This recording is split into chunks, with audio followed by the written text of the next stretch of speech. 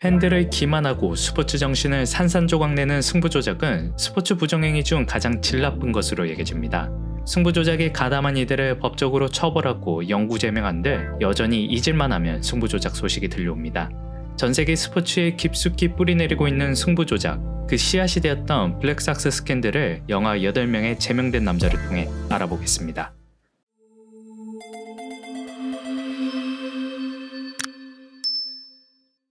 (1919년) 시카고 화이트삭스는 신시내티 레즈와의 월드 시리즈를 앞두고 있었습니다. 난공불락의 너크볼 투수 에디 시콧을 중심으로 리그 대표 자완 투수 클로드 윌리엄스, 전설의 사할 타자 조 잭슨까지 화려한 스타들과 탄탄한 조직력으로 역대 최고의 팀이라는 이야기를 들으며 신시내티 레즈에 확실히 앞선다는 평을 듣고 있었습니다. 하지만 완벽한 겉모습과 달리 속에서는 불만이 쌓여가고 있었는데요. 바로 짠돌이 구단주 찰스 코민스키 때문이었습니다. 먼저 팀의 에이스였던 에디 시콧에게 시즌 30승 달성 시 $10,000 인센티브를 지급하기로 약속했지만 29승을 달성하자 플레이오프를 위해 체력을 아껴야 된다며 남은 5경기에 에디 시콧을 내보내지 않았습니다. 참고로 에디 시콧은 그의 화이트삭스 승수 3분의 1을 책임지며 팀을 홀로 월드시리즈로 이끌고 리그 다승왕을 차지한 초특급 투수였습니다. 수년간 혹사로 몸이 많이 망가져 있는 데다 리그 최고의 선수임에도 합당한 대접을 못 받는다는 생각에 불만이 많이 누적되어 있었습니다. 나머지 선수들도 에디 시콧처럼 실력에 비해 낮은 연봉을 받았는데요. 그들은 연봉 외적으로도 구단주의 인색한 모습에 치를 떨었습니다. 구단주 코민스키는 유니폼 세탁비마저 선수들에게 받아내려고 했다고 합니다. 선수들이 이건 도저히 동의할 수 없다며 한동안 세탁되지 않은 더러운 유니폼을 입고 경기에 나섰습니다. 이러한 선수단의 사정은 외부에도 잘 알려져 있었습니다. 도박사와 갱들로 이루어진 승부조작단에도 말이죠. 조작단은 사례금으로 $100,000를 주겠다며 선수들에게 승부조작을 제안하고 일부 선수가 이를 받아들입니다. 가장 적극적으로 승부조작을 주도한 선수는 아놀드 겐딜이었는데요. 그는 팀 주장의 리그 최고 1루수였음에도 연봉 $4,000라는 형편없는 대우를 받고 있어 구단의 불만이 가장 많았던 선수였습니다. 영화 제목이 말해주듯이 아놀드 겐딜은 자신을 포함해 무려 8명을 승부조작에 이끌어들입니다.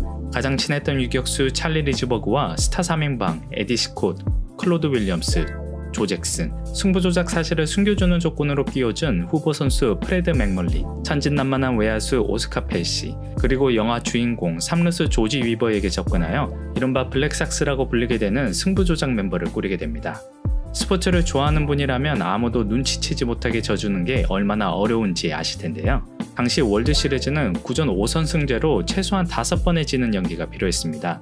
조작단은 블랙삭스에게 첫 3경기에서 확실히 패할 것을 요구했고 1, 2차전에서 에디 시콧과 클로드 윌리엄스가 혼신의 연기를 펼치며 무난하게 목표를 달성했습니다. 하지만 3차전에서 승부조작 사실을 몰랐던 루키 디키커가 무결점 완봉승이라는 인생 투구를 하며 블랙삭스계에게 고춧가루를 뿌립니다. 조작단은 큰돈을 벌기 위해 시리즈 전체가 아닌 경기마다 베팅을 했는데요. 1, 2차전에서 번 돈을 3차전에 쏟아부었고 전부 잃어 빈털터리가 되어버린 것입니다.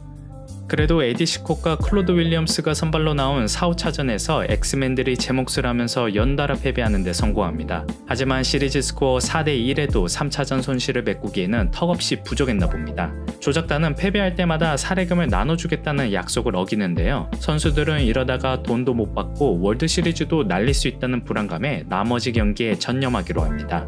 6차전은 아놀드 겐들이 엉겹결에 친 끝내기 안타로 승리하고 7차전에선 양심의 가책을 느낀 에디 시콧이 전력 투구를 하면서 승리를 거두는데요. 이처럼 엑스맨들이 맘만 먹으면 언제든 이길 수 있었던 걸 보면 당시 화이트삭스가 얼마나 강했는지 짐작할 수 있습니다. 그리고 운명의 8차전, 조작단은 이 시리즈를 끝내기로 마음먹고 그날 선발이었던 클로드 윌리엄스에게 접근합니다. 윌리엄스는 앞선 2경기에서 모두 패했지만 에디 시콧만큼 노골적인 배팅볼을 던지지 않았고 더는 승부조작에 참여하지 않을 것처럼 보였는데요. 이런 기류를 느꼈던 조작단의 갱들은 부인의 목숨이 위험해질 수 있다며 확실하게 패배하라고 협박합니다. 잔뜩 겁먹은 클로드 윌리엄스는 요구대로 무기력한 직구만 던지다 4실점 후 마운드를 내려오고 결국 1919년 월드 시리즈는 8차전 신시내티의 승리로 끝납니다. 블랙삭스 선수들은 월드 시리즈만 끝나면 모든 게 잊힐 줄 알았을까요? 시리즈 내내 이어진 선수들의 무기력한 모습과 승부조작에 가담하지 않은 클린삭스와 블랙삭스가 다투는 모습 등 승부조작을 의심할 수밖에 없는 상황에 1920년 9월 블랙삭스 멤버들은 경찰 조사를 받게 됩니다. 그리고 에디 시콧이 범행을 자백하면서 결국 승부조작 사건의 전반이 드러나게 됩니다. 그런데 자신이 블랙삭스로 엮이는데 억울해하는 두 명의 선수가 있었습니다. 바로 조 잭슨과 조지 위버입니다. 조 잭슨은 훌륭한 야구 선수였지만 문맹이었고 다소 어리숙한 사람이었습니다. 조 잭슨은 승부조작을 모의하는 장소에도 없었고 그저 동료들의 압박에 어쩔 수 없는 반응을 보인 게 전부였는데 공범으로 몰리게 된 것입니다. 조 잭슨은 월드시리즈에서 3할 7푼 5리를 기록한 것을 근거로 자신의 결백을 주장했습니다. 두 번째 억울한 선수는 영화 주인공 조지 위버인데요. 승부조작 가담 여부가 다소 애매한 조 잭슨과 달리 조지 위버는 명확하게 가담하지 않겠다는 의사를 밝혔습니다. 하지만 승부조작 사실을 알면서도 구단에 보고하지 않았다는 이유로 다른 이들과 함께 블랙삭스로 묶여 재판을 받게 된 것이었죠. 이런 사연이 관객들의 동정을 얻기 쉬운 탓인지 영화에서 가장 큰 비중으로 등장합니다. 승부조작의 여파로 자신의 팀이 사라질 수 있다는 걱정에 구단주 찰스 코민스키는 최고의 변호사를 고용하여 블랙삭스를 변호했고 결국 선수들 모두 무죄를 받게 됩니다. 하지만 메이저리그 신뢰 회복을 위해 취임된 케네스 랜디스 총재는 8명의 선수를 영구 제명합니다. 블랙삭스는 법적으론 처벌을 면했지만 야구를 모욕한 죄는 씻을 수 없었습니다. 법정에서 나가는 조 잭슨을 본 소년팬은 제발 사실이 아니라고 말해달라고 애원하는데요. Joe! Say it ain't so, Joe. Say it ain't so. 어쩌면 내가 좋아하는 선수가 승부조작에 연루됐을 때 팬들의 심정을 나타내는 대사가 아닐까 싶습니다.